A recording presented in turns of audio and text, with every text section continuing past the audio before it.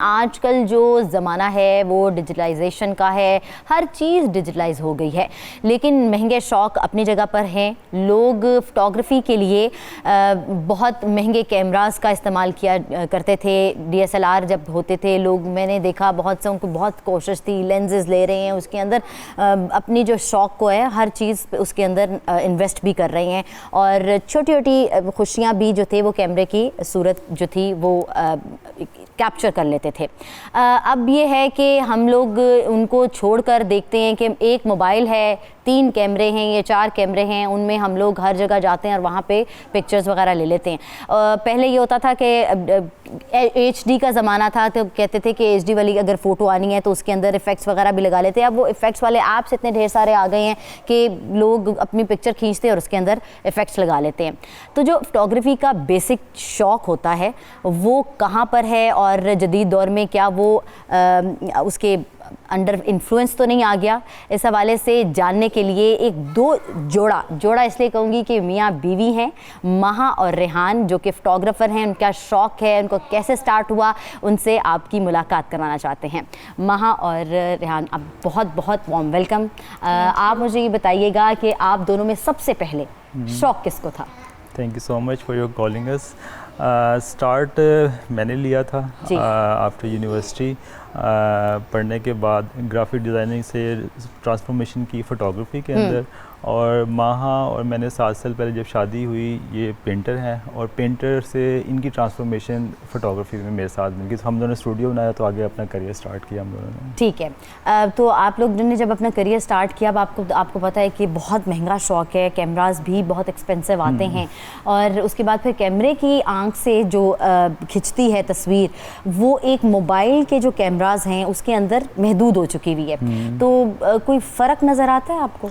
IPhone की दुनिया खूबसूरत ज़रूर लगती है, पर यह है कि DSLR प्रोफेशनलिज्म के लिहाज से देखा जाए, कमर्शलिज्म के लिहाज से वो अपनी रिक्वायरमेंट्स पूरी करता है, लेकिन with the passage of time चीज़ें कंप्रेस होती चली जा रही हैं और टेक्नोलॉजी स्मार्ट होती जा रही है। तो आईफोन ने अगर DSLR की जगह ली है, तो कल आने वाले वक्त में आईफोन की भी जगह कोई और स्मार्ट चीज़ ले लेगी।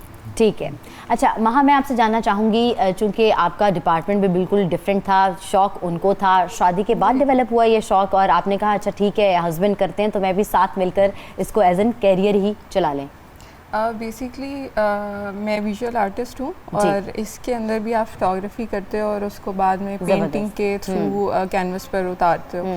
शौक़ तो थोड़ा सा था, बट शादी के बाद ज़्यादा डेवलप हो गया, बिकॉज़ एक आर्टिस्ट का मेन काम है पिक्चर को बनाना, वो थ्रू पेंटिंग हो या फोटोग्राफी हो, बात एक ही है। लेकिन दुनिया की जिस तरह से स्पीड चल रही है, आई गेस फोटोग्राफी जो है वो एक ज़्यादा स्मार्टर वे है अपनी पिक्चर्स को दुनिया के सामने रखने अच्छा, आपकी ना ऑन एयर भी हम लोग पिक्चर्स दिखा रहे हैं, तो उसके बीच में भी आपने कहीं ना पीछे से बैकग्राउंड के अंदर आपके जो आपने बताया कि आपके ग्राफिक्स वगैरह जो आप आर्ट वर्क वो नज़र आ रहा है, तो वो किसकी मेहनत है?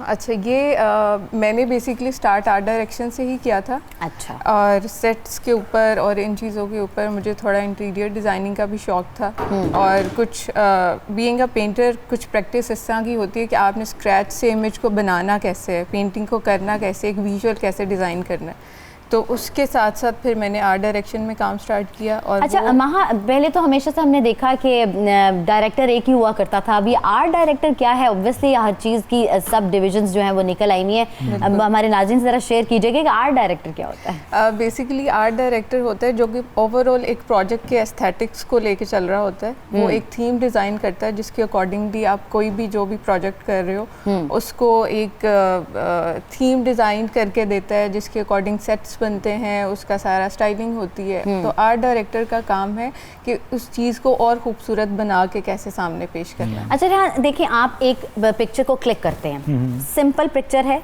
अब इफ़ेक्ट्स इतने आ चुके हुए हैं कि उसको हम हर तरह से मॉडिफाई कर लेते हैं, तो आपको लगता है कि जो आप जब क्लिक करते हैं उसकी जो नेचुरल ब्यूटी होती है उस पिक्चर की, और उसमें इफ़ेक्ट डालने से वो डिफरेंट हो जाती है, या उसकी जो असल खूबसूरती है वो कहीं मध्यम पड़ जाती है? हर चीज़ की रिक्वायरमेंट होती है बेस्ड ऑन क्लाइंट कमर्शलिज्म के ऊपर। चीज़ को बेचने के लिए उसको थोड़ा सा टॉपिक करने के बाद प्रेजेंट किया जाता है। अगर आप रॉ चीज़ दिखाते हैं, रॉ की खूबसूरती भी है, डिपेंड करता है कि देखने वाले की नज़र क्या है और रिक्वायरमेंट क्या है क्लाइंट की। अगर आपने अपनी ज़ात के लिए इसको प्रेजेंट करना है, महा समटाइम एडिटोरियल्स करती है मेरे साथ मिलके, तो हम लोग अपनी ज़ात के लिए उसको प्योर फॉर्म में दिखाते हैं।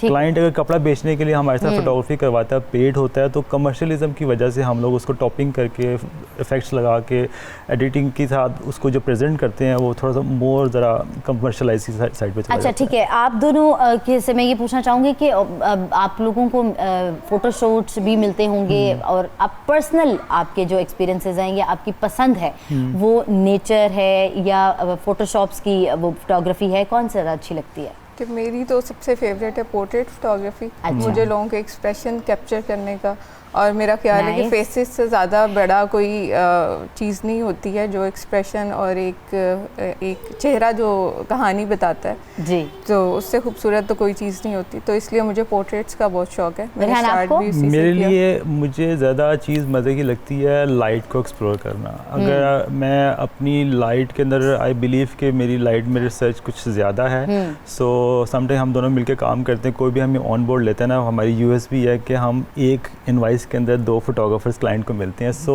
मैं लाइट में बहुत अच्छा हूँ, महा चीज़ को खूबसूरत दिखाने में बहुत अच्छा है। तो ये ब्लेंड जो है ना हमारी यूएसपी है। बड़ा जी डेडली कॉम्बिनेशन है। Exactly. Thank you so much for coming, और हम मोर पावर टू यू। और कोशिश है कि आप जिस तरह से इस लेकर चल रहे हैं और इस तरीके से आप लोगों की जो कंपैटिबिलिटी नज़र आई है, मुझे अंडरस्टैंडिंग नज़र आई है, इंशाल्लाह आगे भी आपके काम में नज़र आती रहे।